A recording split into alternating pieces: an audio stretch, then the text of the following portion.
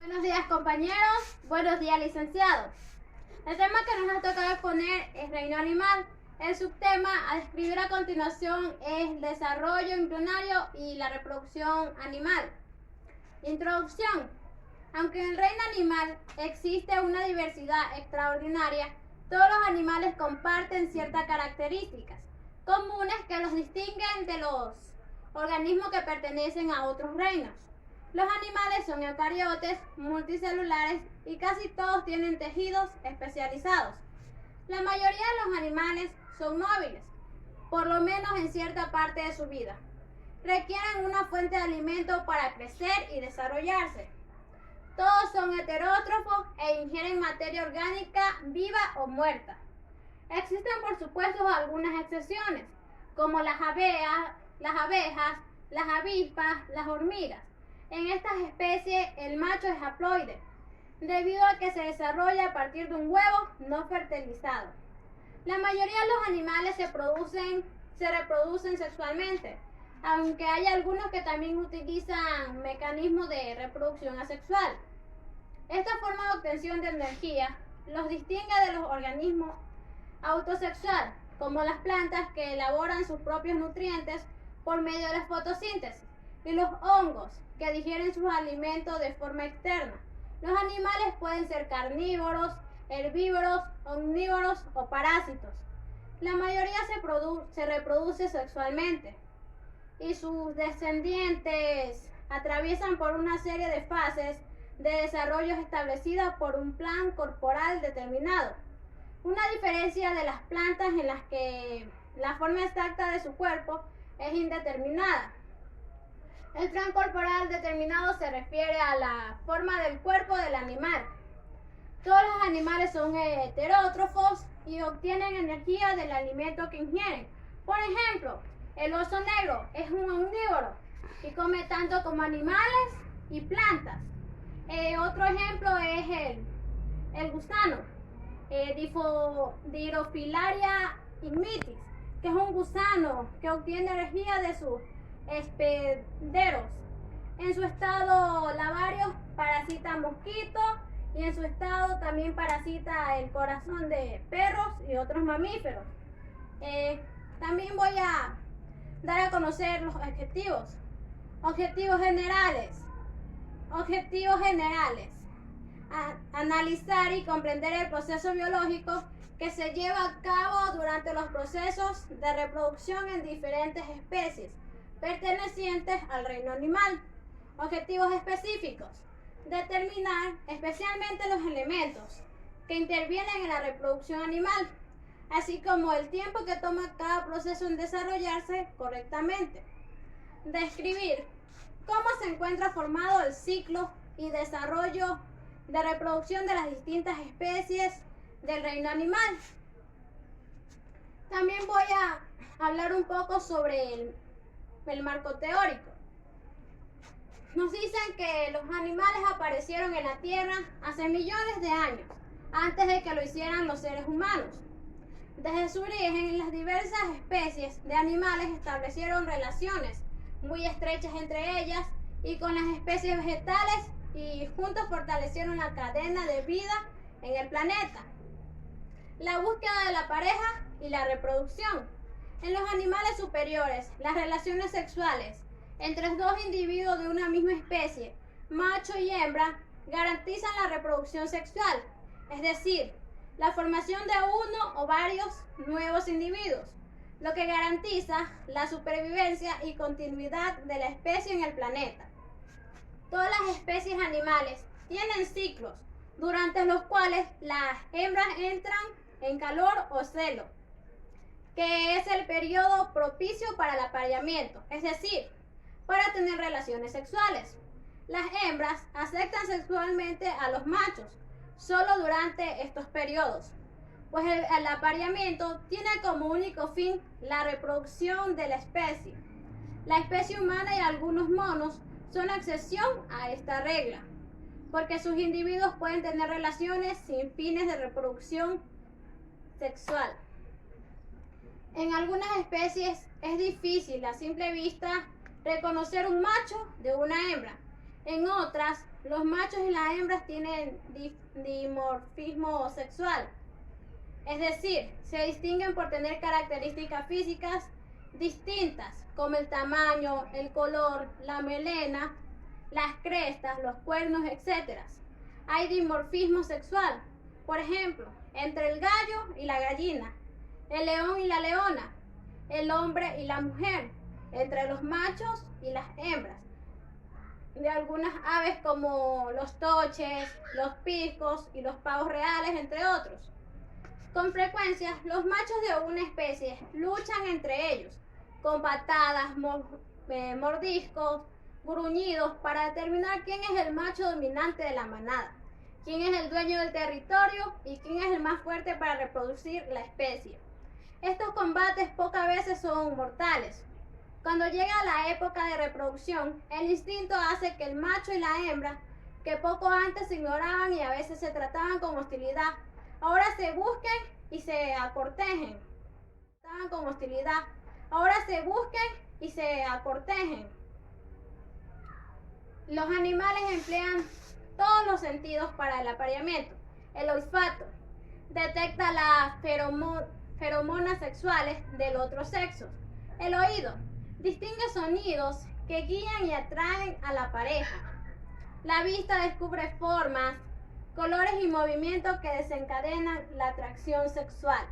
El tacto, el gusto y el olor y la entrega calman la agresividad y el miedo y confirman la unión de la pareja. La reproducción sexual y asexual. La reproducción es la función por la cual los progenitores dan lugar a un nuevo individuo llamados descendientes. Hay dos tipos de reproducción asexual y reproducción sexual. La reproducción asexual tiene la ventaja de que solo se necesita un progenitor, pero el inconveniente es de que sus descendientes son idénticos a él. Reproducción sexual tiene el inconveniente de que se requieren dos progenitores, pero la ventaja de que los descendientes todos son diferentes, aunque se aparezcan a los progenitores. Llamamos ciclo vital o biológico al conjunto de etapas por las que pasa un individuo a lo largo de su vida, desde que ésta inicia hasta que se inicia la siguiente generación.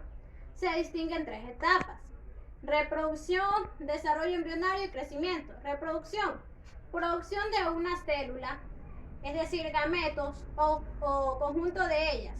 La reproducción asexual, a partir de las cuales se genera un nuevo individuo. Desarrollo embrionario, en la que se forma un individuo completo con capacidad para vivir por sí mismo.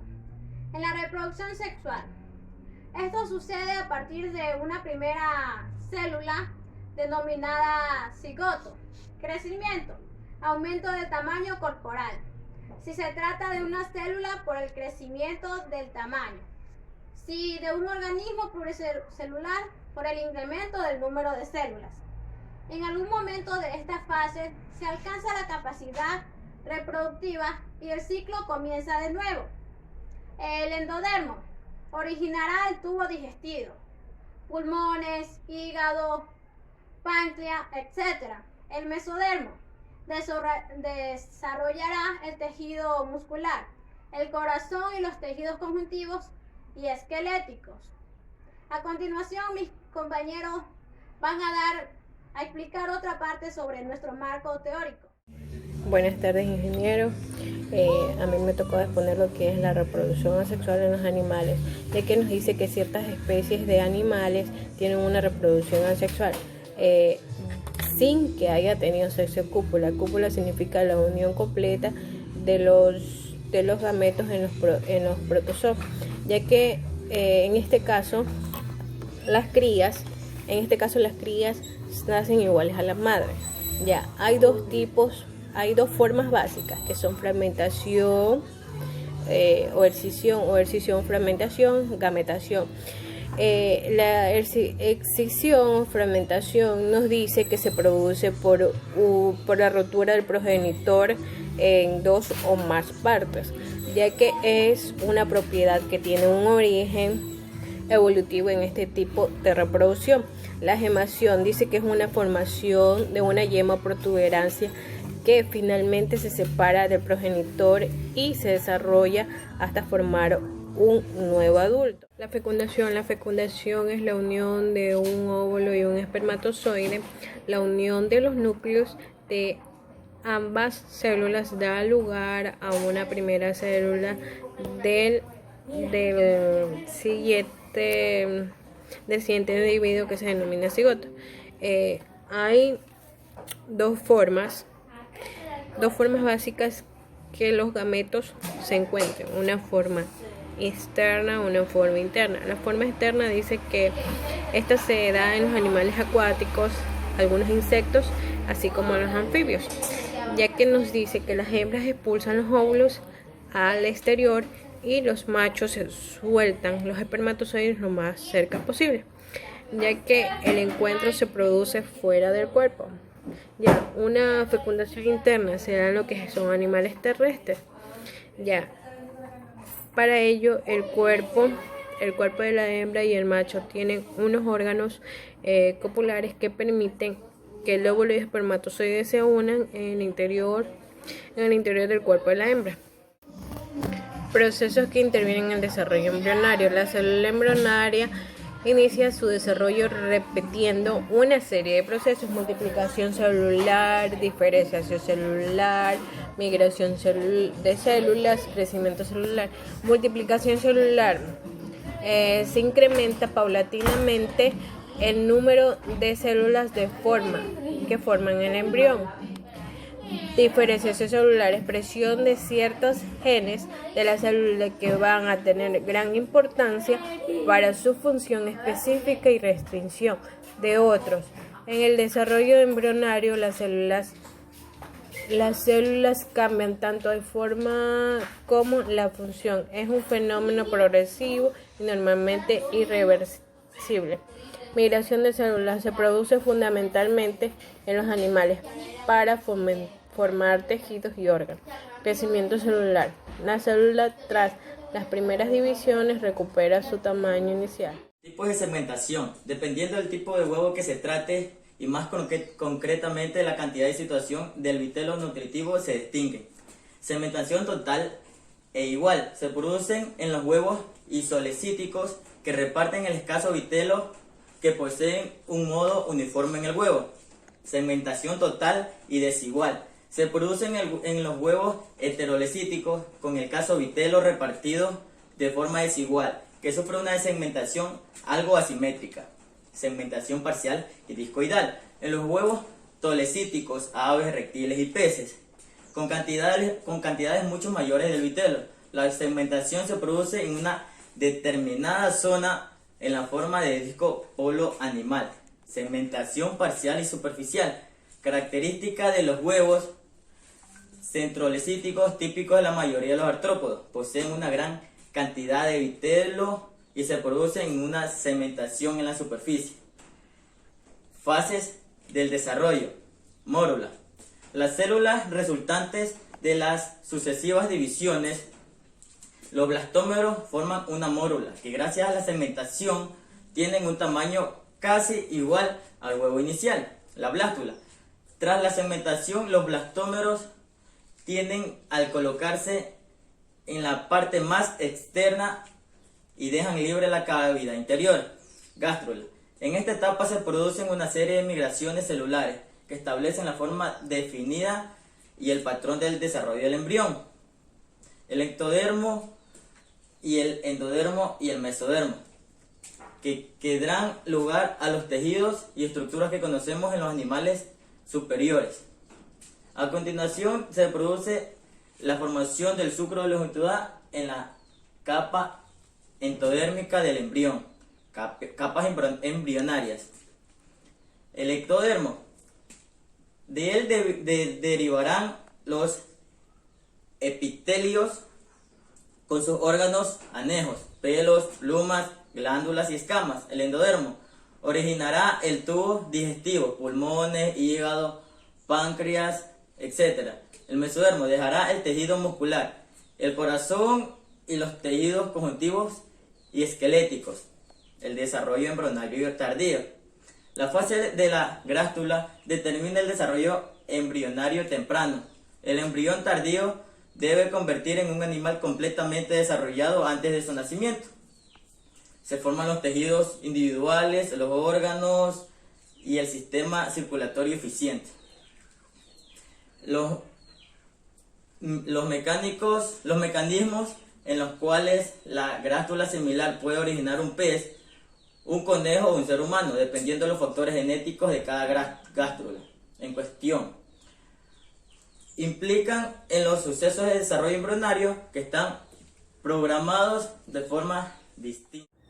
Como recomendaciones, tenemos que hoy en día la idea de que nos intereses humanos se encuentran por encima de los intereses de los animales de las otras especies. Ya no es defendible que el sufrimiento de los animales importa y que no pueden pasarse por alto los intereses de un individuo por el mero hecho de pertenecer a otra especie. Constituye uno de los grandes progresos morales de la humanidad. La segunda recomendación sería que la reproducción es una de las tres funciones vitales de los seres vivos que permiten producir nuevos individuos con sus mismas características. Estos nuevos individuos reciben el nombre de hijos o descendientes. Conclusiones. Este trabajo nos ha enseñado a diferenciar los distintos tipos de animales que existen en nuestro reino animal y saber sus características, sus diferencias y los aspectos que tienen en común. Dentro del ecosistema existen numerosos animales que cumplen función y aportan algo para el beneficio del ser humano, que debemos cuidarnos de los animales perjuiciosos y de las enfermedades que nos pueden ocasionar. Recomendaciones. Hoy en día, la idea de que los intereses de los humanos se encuentran por encima de los intereses de los animales y de las otras especies ya no defendibles. Que el sufrimiento de los animales importa y que no pueden ser pasados por alto el interés de un individuo que por el mero hecho de proteger a otras especies constituye uno de los grandes progresos morales de la humanidad.